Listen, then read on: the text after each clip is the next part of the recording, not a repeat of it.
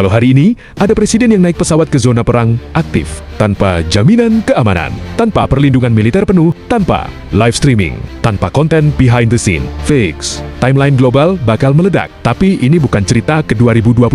Ini terjadi puluhan tahun lalu. Dan pelakunya adalah Presiden Soeharto. Yes, Soeharto, presiden yang sering digambarkan dingin, diam, otoriter, dan penuh kontrol. Tapi, di satu momen ini, dia melakukan sesuatu yang bahkan pemimpin dunia lain gak berani. Naik pesawat ke wilayah perang Bosnia. Bukan metafora, bukan kiasan, tapi beneran masuk zona konflik berdarah di Eropa. Awal 1990-an, Yugoslavia pecah, dan Bosnia-Herzegovina jadi titik paling sadis. Di sana, kota dihujani mortir, warga sipil ditembak sniper, anak-anak kelaparan, perempuan diperkosa secara sistematis. Masjid dihancurkan. Ini bukan perang biasa. Ini pembersihan etnis. Bosnia yang mayoritas muslim dikepung Serbia. Ditinggal banyak negara. Diblokade senjata. Dibungkam birokrasi PBB. Dunia tahu, tapi dunia lambat, bahkan cenderung cuek. Dan di saat itulah Indonesia masuk ke panggung. Kenapa Indonesia? Kenapa Soeharto? Pertanyaan penting.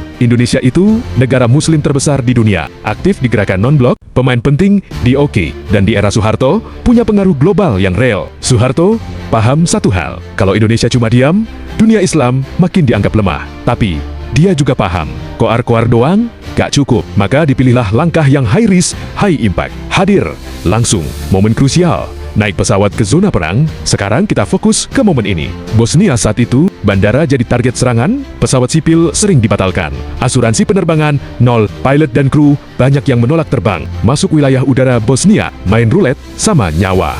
Dan di situ, Presiden Indonesia bilang, gas. Pesawat yang ditumpangi Soeharto bukan penerbangan aman, bukan kunjungan simbolik dari jauh, tapi benar-benar masuk wilayah konflik. Bayangin, radar militer aktif, potensi salah sasaran, ancaman misil, informasi intel yang serba terbatas. Ini bukan soal nyali doang, ini soal berani ambil risiko sebagai kepala negara. Dan, gak banyak presiden di dunia yang mau ngelakuin ini. Kenapa harus senekat itu?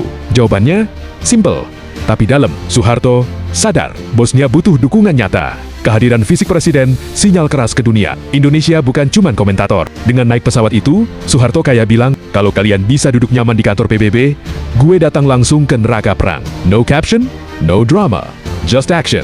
Diplomasi level dewa, tapi senyap. Ini bukan aksi YOLO. Soeharto itu mantan jenderal, paham risiko, strategis, paham simbol politik. Dengan hadir langsung, Indonesia naik kelas di panggung internasional. Bosnia dapat legitimasi moral, dunia Islam dapat kepercayaan diri. Tekanan internasional ke Barat dan PBB meningkat, media global mulai fokus. Narasi Bosnia sendirian mulai runtuh, dan semua itu tanpa satu peluru ditembakkan Indonesia. Reaksi dunia, wait, Indonesia, banyak diplomat Eropa waktu itu literally kaget. Indonesia, Asia Tenggara, datang langsung. Karena, jujur aja, negara besar banyak yang main aman. Negara kuat banyak yang cuma statement. Negara kecil takut ikut campur. Tapi, Indonesia hadir, dan itu bikin respect naik drastis. Bosnia gak lupa, sampai hari ini, Indonesia dikenang di Bosnia bukan sebagai penjajah, bukan sebagai pengatur, tapi sebagai teman yang datang di saat genting. Dan momen naik pesawat itu jadi simbol. Indonesia datang bukan pas kamera aman,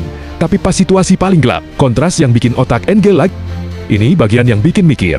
Di dalam negeri, Soeharto sering dikritik, dituding otoriter, dikecam soal HAM. Tapi di luar negeri, dia berani ambil risiko demi HAM bangsa lain. Ironis, ya, kompleks banget. Dan inilah kenapa sejarah nggak bisa dibaca hitam putih. Makna sebenarnya, momen Soeharto naik pesawat ke Bosnia itu bukan soal heroisme personal, tapi soal posisi Indonesia, keberanian politik, diplomasi yang nggak ribut tapi berdampak. Ini bukti bahwa Indonesia pernah jadi pemain global, bukan figuran. Penutup, lo boleh setuju, lo boleh nggak suka, lo boleh kritik Soeharto sekeras apapun, tapi satu hal nggak bisa dipungkiri, naik pesawat ke zona perang Bosnia adalah salah satu momen paling berani dalam sejarah diplomasi Indonesia. Dan jujur aja, kalau kejadian sekarang, fix, trending global, jadi film dokumenter, viral di semua platform. Sayangnya, sejarah ini jarang diangkat.